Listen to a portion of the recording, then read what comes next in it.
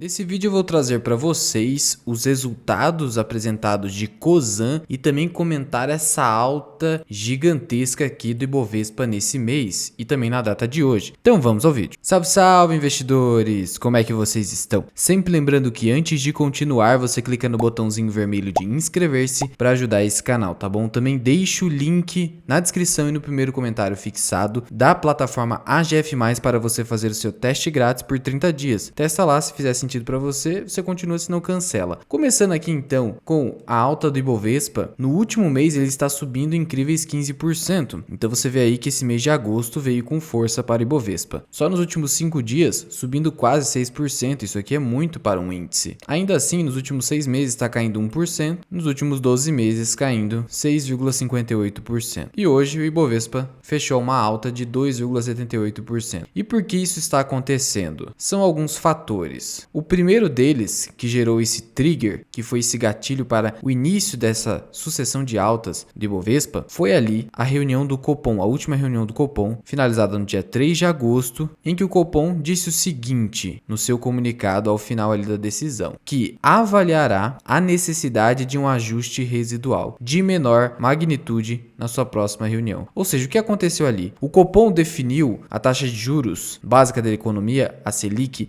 em 13,75% ao ano. Só que ele disse que na próxima reunião vai avaliar a necessidade de um ajuste residual. Ou seja, o que ele está dizendo? Que ainda vai estudar se vai haver um aumento, não está garantido. E mesmo se houver um aumento, será de menor magnitude. Então não será de meio ponto percentual, será de no máximo 0,25%, de tal modo que a taxa iria para 14% ao ano. Diante disso, o mercado ficou animado e aí começou a alta a partir dali. Outro motivo de toda essa alta é o fato de capital estrangeiro estar ingressando no país. Com essa decisão do Copom sinalizando o fim do ciclo de alta dos juros, o dólar começou a ingressar no país e diante desse excesso de dólar entrando no país, o dólar despencou hoje aqui, fechando a R$ 5,06. E por que o dólar está entrando no país? Porque como já houve uma sinalização de fim da alta de juros, o pessoal agora não tem mais como especular ali, vai ter que aproveitar esses juros altos do país, da casa de 12, 13% ao ano ali nos títulos públicos, senão depois vai começar a cair e vai perder essa onda de alta de juros nos títulos públicos. Como é dito aqui por esse especialista da UBS, o real tem a maior taxa de juros do mundo civilizado e isso tende a ajudar a moeda, dando ali oportunidade de carry trade, ou seja, você pegar dinheiro emprestado mais barato num país onde os juros são mais baixos e levar esse dinheiro para locais em que os juros são mais altos, ganhando com essa diferença. Tomando cuidado, obviamente, com a variação cambial. Utilizando ali, por exemplo, um instrumento chamado Dollar Forward,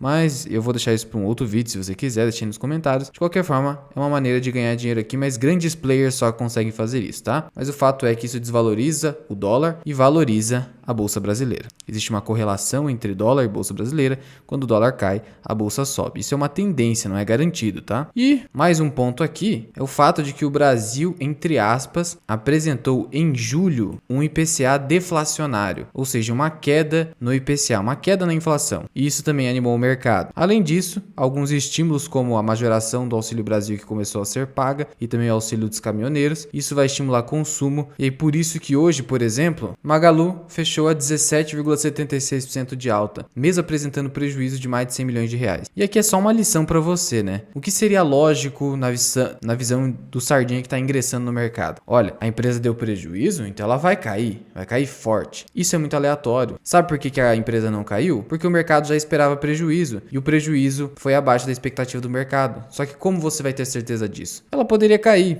É algo muito aleatório. Na verdade, é aleatório para nós que não estamos ali com informações privilegiadas, mas não é aleatório para quem consegue manipular com essas notícias, os grandes players que estão ali no submundo do mercado. Então, por isso que não adianta você querer prever um mercado que você sempre vai se estrepar. Haja como investidor de longo prazo, justamente reconhecendo as suas limitações de informações principalmente. Em resumo, então, Ibovespa está subindo porque dólar está ingressando no país, gerando a queda no dólar diante desse excesso de oferta do dólar, inflação decrescendo, sinalização de fim da alta de juros no país e consumo sendo estimulado por auxílios governamentais. Lembrando que os resultados das empresas que estão sendo apresentados não vão se beneficiar desse cenário agora, porque se refere ao segundo trimestre de 2022, por isso que a inflação ainda está pesando sobre essas empresas. Talvez no terceiro e quarto trimestre isso seja reduzido e os custos operacionais caiam e os resultados venham melhores. Não é certeza, é só uma estimativa aqui, é só uma tentativa de previsão, tá? Então falando aqui de Cosan, hoje ela subiu 3,59%. O mercado aqui estava com boas expectativas a respeito dos seus resultados. E aí só para você ter uma ideia aqui de como o mercado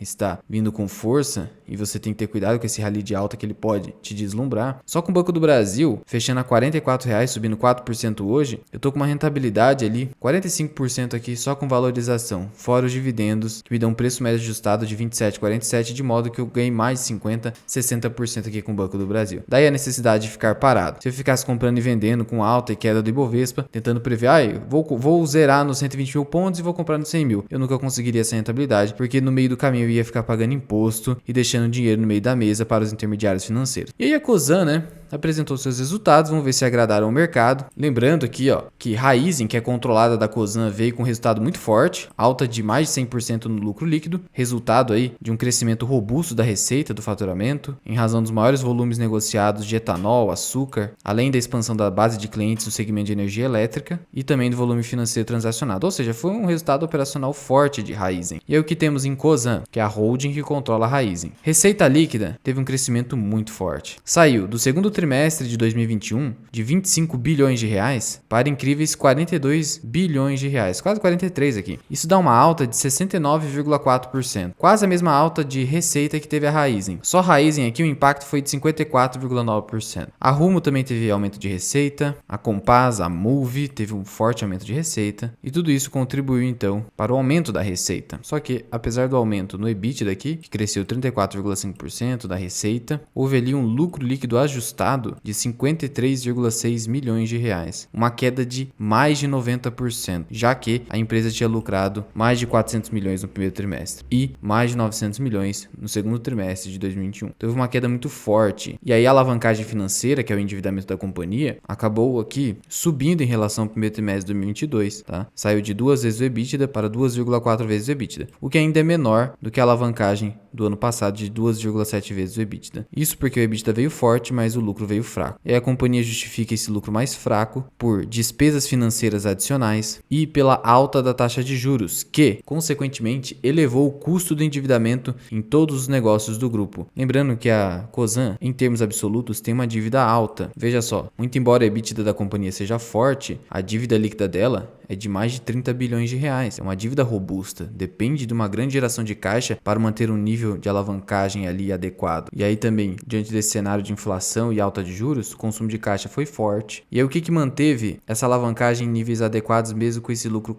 caindo aí, bem forte? Foi justamente os recursos provenientes da IPO da Raízen e também do resultado aí da incorporação da Biosev. E aí olha aqui detalhando para vocês como ficou caro o custo da dívida. O custo da dívida bruta da Cosan encerrou o segundo trimestre em 838 milhões de reais, impactado negativamente pelo efeito da desvalorização do real frente ao dólar naquele período. É um efeito contrário ao real que está se valorizando frente ao dólar ali, né? Mas por isso que eu disse, é segundo trimestre de 2022 que estamos olhando. O maior CDI no período, isso aqui tende a se manter pelo menos nesse ano. Aumento do saldo do endividamento bruto, com a quarta emissão de debêntures em maio de 2022, isso aqui também aumentou a alavancagem. E aí, dessa forma, o custo médio ponderado das dívidas da Cosan foi de CDI mais 2,34%. E aí, o que nós tivemos aqui no final, com o lucro líquido de Cosan. O Cosan aqui corporativo, só o corporativo teve prejuízo. E aí, Cosan Investimentos teve ali seu lucro. A Compass teve um lucro grande de 350 milhões. A Moove 99 milhões. A Rumo 10 milhões aqui. E teve ali a Raízen, que foi o grande resultado. Tudo isso contribuiu ainda para ter um lucro, senão teria prejuízo. Aqui também, alguns destaques para o período. Em maio de 2022, a Moove acabou comprando ali a PetroChoice pelo valor de 479 milhões de dólares, que é a maior distribuidora e comercializadora de lubrificantes dos Estados Unidos. Então, mais uma expansão para o mercado internacional aqui, beneficiando a Cosan,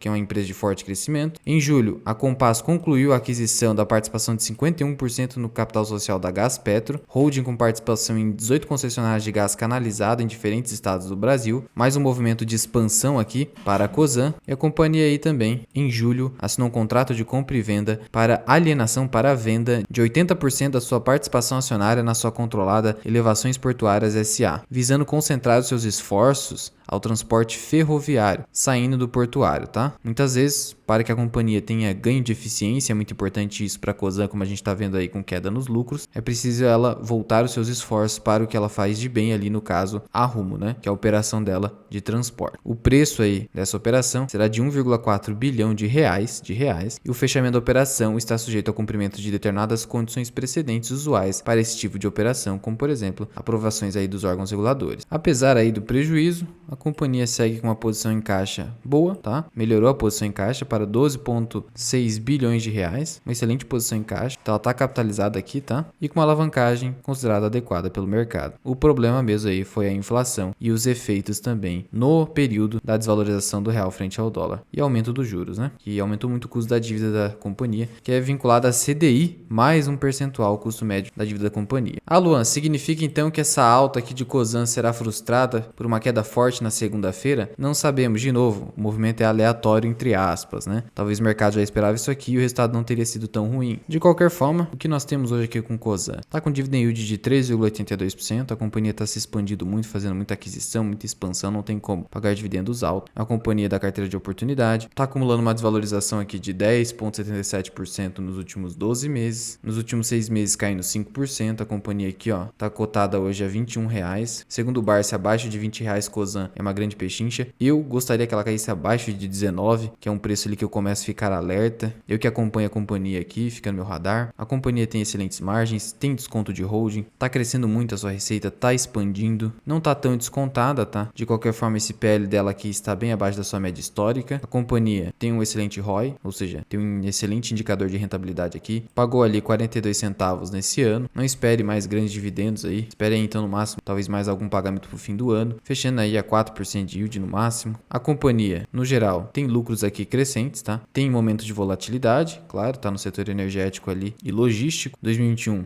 foi muito forte o resultado, 2022 não será tão forte por conta da alta dos juros e do cenário inflacionário. O único ponto ali que eu fico alerta em relação à Cosan é a sua dívida, que na minha visão, em termos absolutos, é elevada. E com uma dívida dessa, você pagando 2 vezes o valor de patrimônio, você tem que tomar cuidado. Por isso que eu prefiro o Cosan abaixo dos R$19. Lembrando que o Barsi seguiu ali em julho comprando Auren e Cosan, uma das ações que ele vem comprando então. Sendo que não há como prever preço teto ali para Cosan, dividendo médio da companhia abaixo de 2%, então não espere um dividend yield elevado. Por isso até que não dá para prever ali um preço teto. Um preço justo em Cosan poderia ser ali pela fórmula do Graham, R$24,51 pelo método Graham. Então você teria algum upside ali, mas como eu disse, diante do risco da dívida de Cosan, eu prefiro abaixo dos R$19. Esse seria meu preço teto, entre aspas, aqui em Cosan. Não pelo critério do Bazin. Eu mesmo arbitrariamente estou colocando esse preço teto de acordo com a minha gestão de risco. Não tem ação em carteira ainda, mas fica no meu radar. E hoje com essa alta de Bovespa fica difícil conseguir comprar barato ali, né? Mas já vai deixando aqui nos comentários, você achou que esses resultados de Cosan vieram muito ruins ou foi algo ali esperado? Conta aqui pra mim da Mirai. Muito obrigado por ter ficado comigo até aqui. Eu sou o Luan, esse que é o canal Mirai Investing. Até o próximo vídeo. Fui!